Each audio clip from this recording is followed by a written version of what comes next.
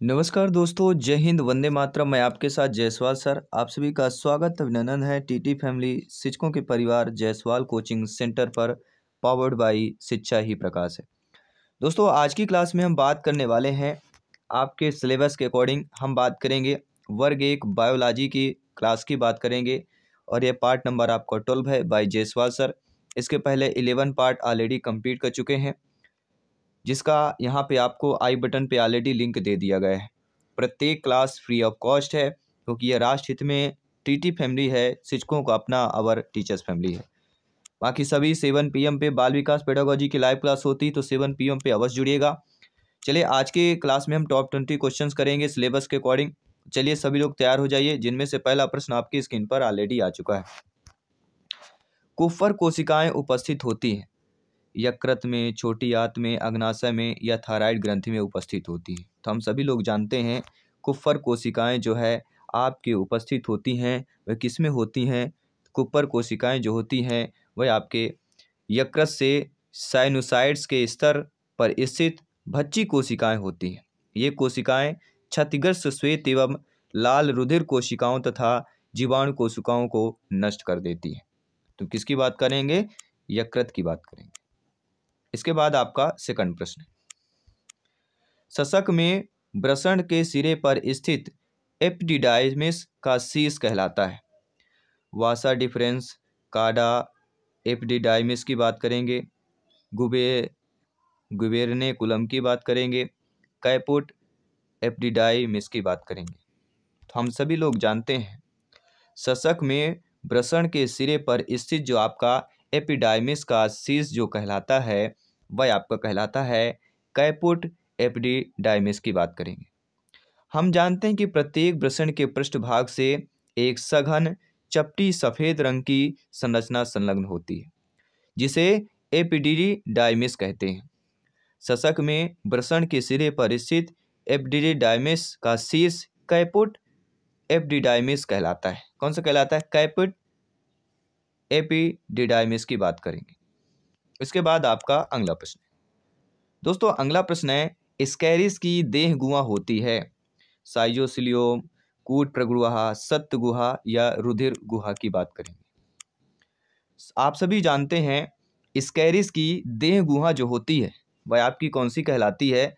वह आपकी कहलाती है कूट प्रगुहा की बात करेंगे। B option is the right answer, correct answer यहाँ पे हो जाता है। इसके बाद हम बात करेंगे अगले प्रश्न की। मोलस्का में नेत्र एक वृत्त पर उपस्थित होता है, जिसे आस्टिकम कहते हैं, अपर्कुलम कहते हैं, अमेटोफोर कहते हैं या आपका आस्फेरिडियम कहते हैं।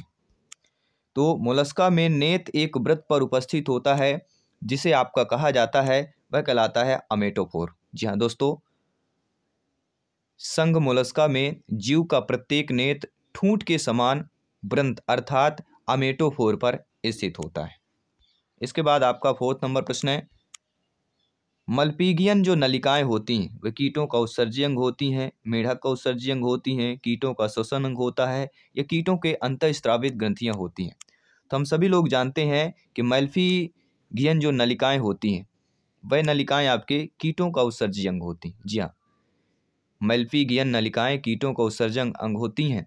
काकरोच में ये मध्यांत एवं पश्चांत के जोड़ पर खुलती है।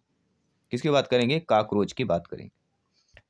इसके बाद अगला प्रश्न है, रुधिर के स्कंदन हेतु आवश्यक विटामिन कौन सा होता है? Vitamin A, vitamin C, vitamin K. सभी कमेंट कीजिए। हम सभी लोग जानते हैं रुधिर के स्कंदन हेतु आवश्यक जो विटामिन कहला जाता है वह विटामिन आपका कौन सा कहला जाता है? विटामिन के, पोटेशियम की बात करेंगे। यह विभिन्न रुधिर स्कंदन कारकों जैसे prothrombin, proconvertin and Stuart Prower factor and Christmas factor ये संश्लेषण हेतु आवश्यक होते हैं। तो रुधिर के स्कंदन हेतु आवश्यक विटामिन की बात करेंगे के। अगला है, शशक में लंबी अस्थियों का एक सिरा दूसरे से जुड़ा रहता है, कंडरा द्वारा, स्नायु द्वारा, पेशी द्वारा या उपास्थि द्वारा जुड़ा रहता है।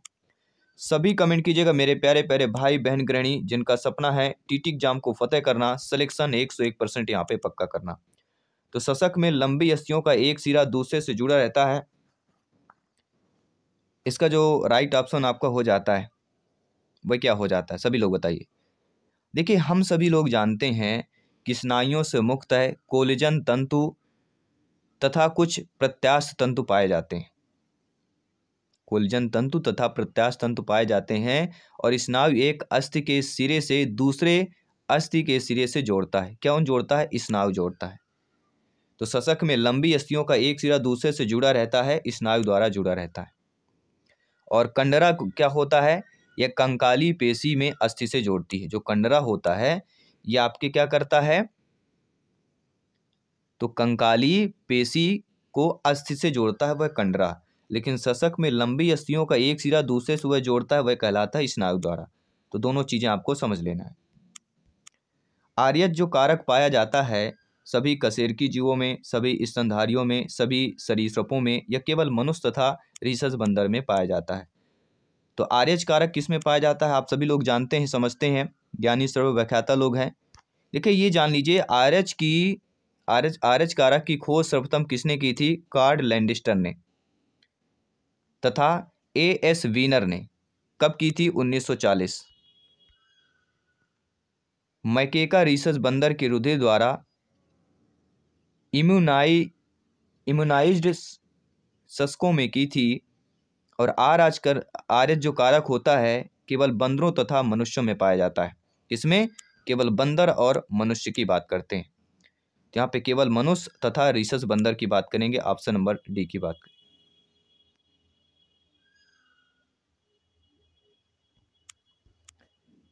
अगला प्रश्न है, छोटी मछलियां सार के निचले भाग से चिपक कर अपना पोषण प्राप्त करती हैं, इस प्रकार का संबंध कहलाता है प्रतिजीविता, सहभोजिता, परभक्षण या परजीविता की बात करेंगे। तो जो छोटी मछलियां होती हैं वह सार के निचले भाग से चिपक कर अपना पोषण प्राप्त करती हैं और इस प्रकार का जो संबंध कहलाता है वह हमारा कहलाता है सहभोजिता। क्या कहलाता है हमारा? सहभोजिता। देखिए, सहभोजिता जो होता है विभिन्न जातियों के सदस्यों के मध्य ऐसा संबंध होता है जिसमें एक जीव को लाभ प्राप्त होता है परंतु हानि दोनों में से किसी को भी नहीं होती है। जैसे छोटी चूसक मछलियाँ बड़ी शार्क मछलियाँ के निचले भाग से चिपक कर दूर के क्षेत्रों तक पहुँच जाती हैं, जिससे इन्हें भोजन सुलभता पूर्वक प्राप्त हो जाता है। किंतु शार्क को चूसक मछली से कोई हानि या लाभ नहीं होता है। इसके बाद हम बात करेंगे अगले प्रश्न की, निम्नलिखित में से कौन सा आपका आर्थिनीन चक्र के घटक कहलाते हैं? जी हाँ, देखिए, आर्थिनीन चक्र के जो हमारे घटक कहलाते हैं वह हमारा कहलाता है आर्थिनीन, सिटुलिन और आर्जिमीन की बात करेंगे। इसकी बात करेंगे आर्थिनीन चक्र, या इसको यूरिया चक्र भी कहते हैं, या क्रेब्स हेंसिलियट चक्र कहते हैं। इसकी खोज किसने की थी? हेंस क्रेब्स तथा कर्ट हेंसिलियट द्वारा की गई थी। आर्निथीन चक्र जो होता है यकृत की कोशिकाओं में होता है। किसमें? यकृत की कोशिकाओं में होता है। और आर्जिनिन, आर्थिनीन और सिटुलिन इस चक्र के मुख्य घटक होते हैं। ऑप्शन नंबर बी की बात करें। प्रोटोजोवन जीव अमीबा में संकुचनशील धानी का जो कार्य होता है वह श्वसन होता है, उत्सर्जन होता है, प्रसरण होता है या परासरण नियमन की बात करें। तो प्रोटोजोवन जीव अमीबा में संकुचन जो है शील धानी का कार्य जो होता है वह किसके द्वारा होता है? तो हम सभी लोग जानते हैं परासरण नियमन। जी हाँ, संकुचनशील धानी एक साफ गोल स्पंदन करने वाली संरचना होती है जो अमीबा के एंडोप्लाज्म के पश्च भाग पर पाई जाती है। यह स्वच्छ जलीय प्रोटोजोवन जीवों में पाई जाती है तथा इसका कार्य परासरण नियंत्रण होता है। क्या होता है? परासरण नियंत्रण होता है। इसके बाद बात करेंगे अगले प्रश्न की। अगला प्रश्न है, रुधिर में CO2 का परिवहन मुख्यतः निम्नलिखित में से किस रूप में होता है? Sodium carbonate, carboxy haemoglobin, bicarbonate या कार्बन डाइऑक्साइड का उसी रूप में होता है। तो रुधिर CO2 का जो परिवहन मुख्य रूप से होता है वह हमारा कौन सा कहलाता है? वह कहलाता है बाइकार्बोनेट। देखिए, रुधिर में CO2 का परिवहन 3 अवस्थाओं में होता है। एक घुलित अवस्था, एक बाइकार्बोनेट अवस्था और एक होता है कार्बोनी हीमोग्लोबिन के रूप में। कौन सा होता है? घुलित अवस्था में बाइकार्बोनेट और कार्बेमिनो हीमोग्लोबिन के रूप में होता है। तो हम यहाँ पे जो ऑप्शन दिया गया है सी ऑप्शन की बात करेंगे, बाइकार्बोनेट की बात करेंगे। अगला प्रश्न है, टर्बिलेरियंस जो होता है वह स्वतंत्र जीवी निमोटोड्स होता है, सेस्टोड्स होता है, चपटेक्रमी होते हैं या ट्रीमेटोड्स होता है? तो हम सभी लोग जानते हैं टर्बिलेरियंस जो होता है वह स्वतंत्र जीवी आपके चपटेक्रम की बात करेंगे। C option is the right answer, correct answer हो जाता है। अगला प्रश्न, निम्नलिखित में से निवही कीट जो कौन सा कहलाता है? जी हाँ, कॉलोनियल आपके इंसेक्ट्स की बात करेंगे, टिड्डियाँ, मच्छर, दीमक या खटमल। तो हम सभी लोग जानते हैं निवही कीट और कॉलोनियल आपका जो इंसेक्ट्स कहलाते हैं वह हमारे कहला जाते हैं दीमक। जी हाँ दोस्तों, दीमक या श्वेत चींटियाँ, कौन सी? दीमक के अगर श्वेत चींटियाँ आ रहा है तो श्वेत चींटियाँ कर लेना। ये विश्व के उष्णकटिबंधीय तथा शीतोष्ण देशों में पाई जाती हैं। ये निवही जो होती हैं बहुरूपी तथा सामाजिक कीट कहलाते हैं। इसके बाद अगला प्रश्न है, निम्नलिखित में से कौन सा उद्विकास का सर्वाधिक विश्वसनीय प्रमाण है? जीवाश्म, आकारकी, भ्रूण या अवशेषी अंग? तो हम सभी लोग जानते हैं इनमें से जो आपका उद्विकास का सर्वाधिक विश्वसनीय हमारा प्रमाण कहला जाता है वह हमारा प्रमाण कहला जाता है जीवाश्म। First option is the right answer. जीवाश्म जो होता है वह कार्बनिक उद्विकास का प्रत्यक्ष प्रमाण प्रस्तुत करता है। ये जीवाश्म अवसाद या वर्ष में दबे हुए संपूर्ण जीव या उसके कुछ भाग या विलुप्त जीवों के कुछ छाप के रूप में यह पाए जाते हैं। अगला प्रश्न है, मेढक के हृदय में हृदय पेशियां कुछ तंतुओं द्वारा निर्मित होती हैं जिन्हें कहते हैं पुरकेंजी तंतु, पेशी सूत्र, टीलोडेंड्रिया या पेशी स्तंभ की बात करेंगे। तो मेढक के हृदय में पेशियां कुछ तंतुओं द्वारा निर्मित होती हैं जिन्हें क्या कहा जाता है? जिन्हें आपका पुरकेंजी तंतु कहा जाता है। किसकी बात करेंगे? पुरकेंजी तंतु की बात करेंगे। कोई भी डाउट हो बेफिक्र कमेंट कर सकते हैं। आपका एक कमेंट फीडबैक सर्वोपरि है, शर्मान है। जयसवाल सर अभिनंदन स्वागत करते हैं। साथियों अगला प्रश्न है, ऐसे जंतु जिसमें शरीर का तापमान आंतरिक रूप से नियंत्रित होता है कहलाते हैं? जैवतापी, असमतापी, अल्पतापी या समतापी की बात करेंगे। तो ऐसे जंतु जिसमें शरीर का तापमान आंतरिक रूप से नियंत्रित होता है वह आपके क्या कहलाते हैं? वह आपके समतापी कहलाते हैं।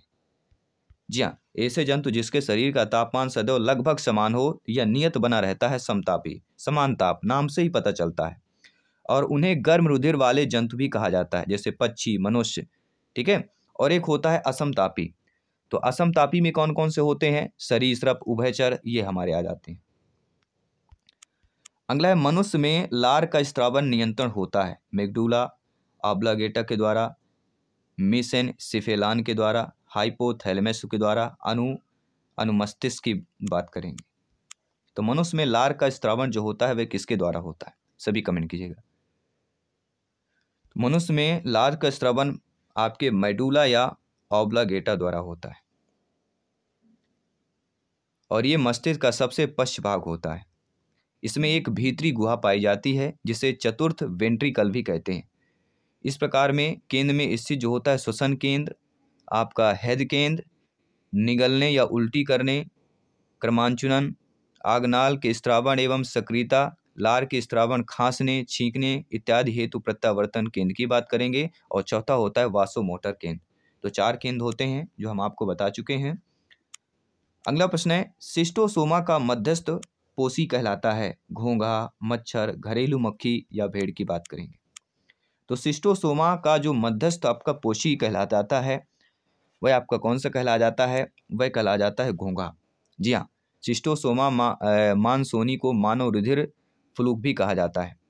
यह संघ आपके प्लटीहेल्मिंथीज के ट्रीमेटोडा वर्ग से संबंधित होता है और रुधिर फ्लूक द्वितीय पोषी होता है। और आपके इसके साथ साथ इसका प्राथमिक पोषी मनुष्य तथा द्वितीयक मध्यस्थ पोषी घेंसा होता है। तो प्राथमिक मनुष्य होता है, द्वितीयक या मध्यस्थ आपका घोंघा होता है। तो दोनों चीजें आपको समझ लेना। अगला है, स्पंजों में कौन सी कोशिकाएं अन्य प्रकार की कोशिकाओं को जन्म देने में समर्थ होती हैं?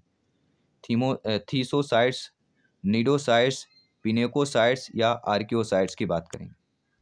तो जिन कोशिकाओं में अन्य प्रकार की कोशिकाओं को जन्म देने में समर्थ होती हैं वह हमारी कहला जाती हैं आर्कियोसाइट्स। आर्कियोसाइट स्पंजों में पाई जाने वाली पूर्ण शक्त कोशिकाओं होती हैं जिनके कारण स्पंजों में पुनरुद्भवन की अत्यधिक क्षमता होती है। इसके बाद अगला प्रश्न है जो मॉक क्वेश्चन रहेगा, निम्नलिखित में से किसमें ऊतक विभेदन पाया जाता है? ब्रायोफाइटा में, कवक में, सभी शैवाल में या विषाणु में पाया जाता है? तो निम्नलिखित में से किसमें ऊतक विभेदन पाया जाता है? हम सभी लोग जानते हैं, या आप सभी लोगों को कमेंट करके बताना है, या आप सभी के लिए मॉक क्वेश्चन के रूप में प्रश्न है।